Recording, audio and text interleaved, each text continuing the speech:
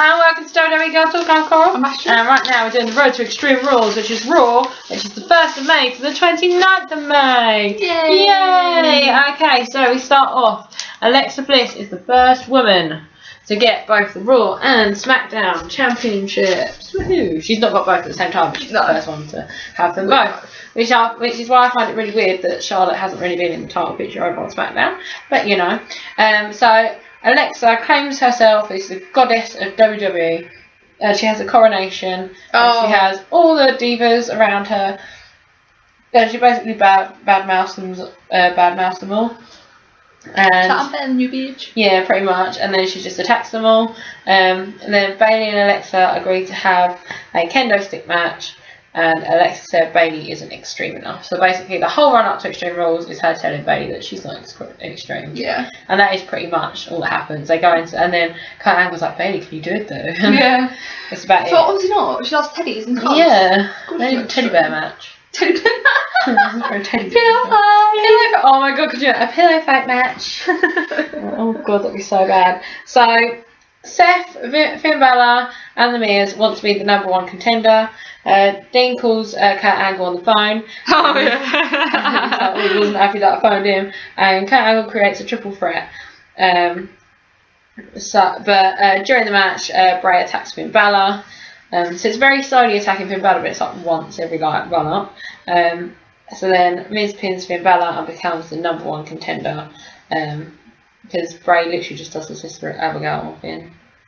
He does it again somewhere else for Finn to lose. Probably. You're trying to make a feud. Oh, it's the one where Elias Sampson beats him. So last week. Yeah, that's still going on. So Miz is now #1 contender. So Cesaro and Sheamus are in the ring and say the Hardys are a naughty act, and they're glad that they attacked them at Payback because they should have won. Yeah, I can't remember.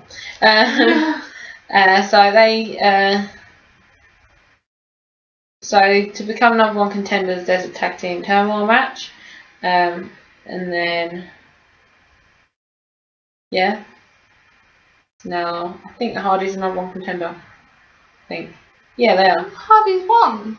Oh yeah. Oh, so Cesaro and say. Sheamus not. Yeah, they have a tag team turmoil match and they win, and then you have a Matt versus Sheamus match. And then Matt wins and chooses the stipulation at Extreme Rules, which is going to be a steel cage match. Oh my god. Oh my god. It's not a Punjabi prison match. I quite like that whole stipulation. I like the cage. I think it's clever. I just don't like watching it because It's hard to see. Yeah.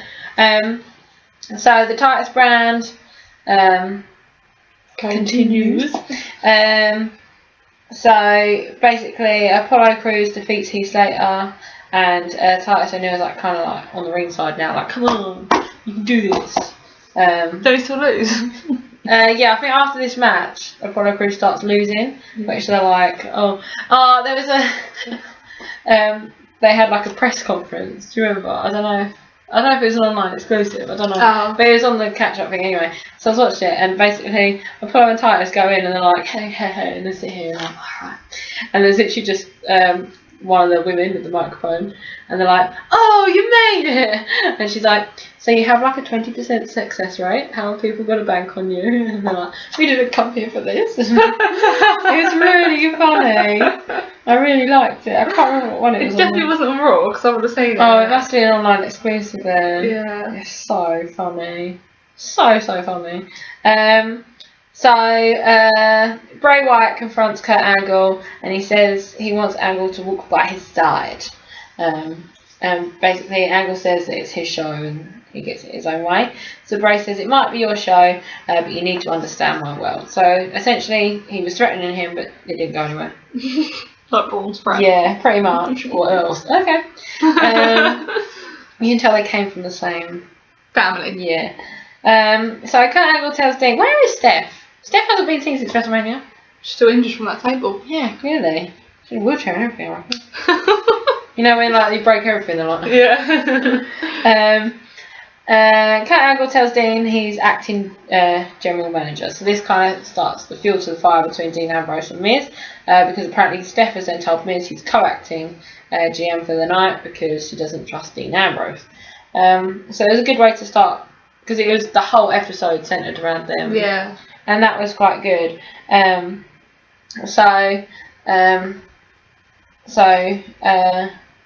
Braun says to tell Steph and Angle that when his arm's healed that he wants Roman Reigns, and then Lesnar, which he keeps saying, but hasn't even finished with Reigns yet, so I don't know when this whole Lesnar thing's going to happen.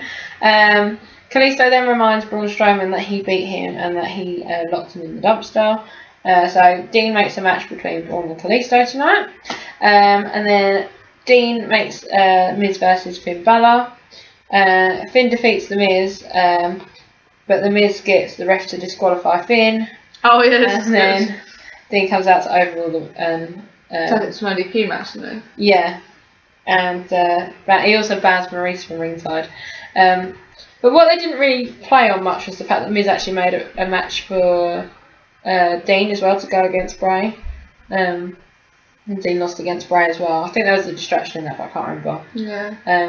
But they didn't really play on that. They played more on Dean playing on Miz. Yeah. But there wasn't enough of it there, so I feel like they could have played on it a bit more, but it did work pretty well for the one episode. Nia Jax says she'll be Alexa's best friend as long as she gets a title match when Bayley's out of the picture. That didn't go anywhere at all. Because, yeah.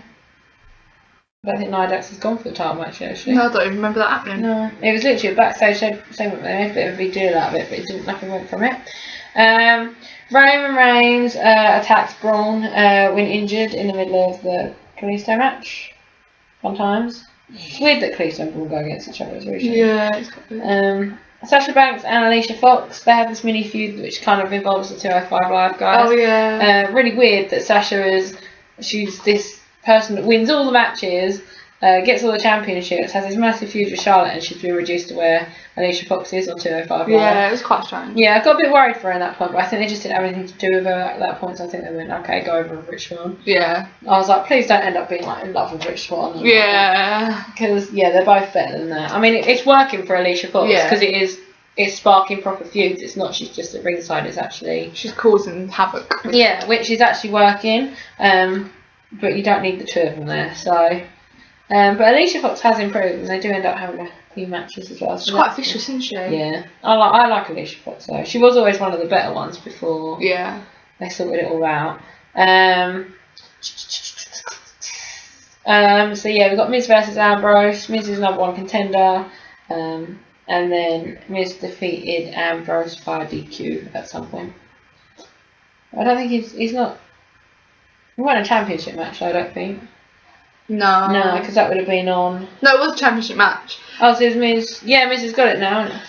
And it was DQ, and then... Oh, yeah, so Dean's still got it, yeah. There was a stipulation about if... That's how the Extreme Rules match come about, where if Dean gets disqualified, he still loses his title. That's it. Yeah, there you go. We've got that now. So Reigns went against Finn Balor. Finn Balor did all the work. I suppose. Yeah.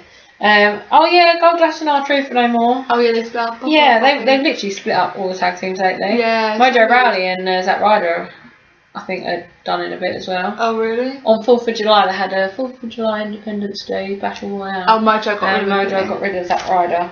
But nothing else has really gone from it at the moment. No more R-Truth. I mean, not that they really did much of them, but it only lasted a year. It took a year to get it together. I know, what a fucking waste of my life. Like, but yeah, that's really sad. That's still going on as well a little bit. There were random matches with the people who were going to be in the Fatal 5-Way, so Reigns, Balor, Rollins, Wyatt and Samoa Joe, so they were just going, it was just random. Like, you know when it's a Fatal 5-Way in the run-up, they just have 1 against 1, 2 against 2. Like, it's a bit pointless, it doesn't really do much for me. The Revival have been gone for 6 weeks, but I didn't notice. So after they... Jaw injuries. Yeah. They turned up and was like, where have you been? And he went... I was like, oh. I didn't notice they were gone though. Oh. I really didn't. I didn't care. They used to do that on NXT as well though. They were gone for a couple of weeks. Yeah. For the revival. But they're being accused of attacking Enzo because Enzo started being attacked. Cass thinks it's the revival. But he's also been accused of Big Show, but I think that's after Extreme Rules. Yeah. Oh yeah, and Corey Graves questions Big Cass as well. Oh yeah. And he's like, no, it's not. He gets him angry, doesn't he? Yeah. Elias Sampson has his debut match and defeats Dean Ambrose by DQ. And then he had a match against the Jobber, which was very aggressive. The Jobber, which was very aggressive. Yeah. And the Cruiserweights were boring. Oh. Yeah. And so that's the run up to Extreme Rules. Nice. Yeah. It was alright. Kind of boring. Anyway, don't forget to like, share, subscribe. Which what you Follow us, like us, comment below.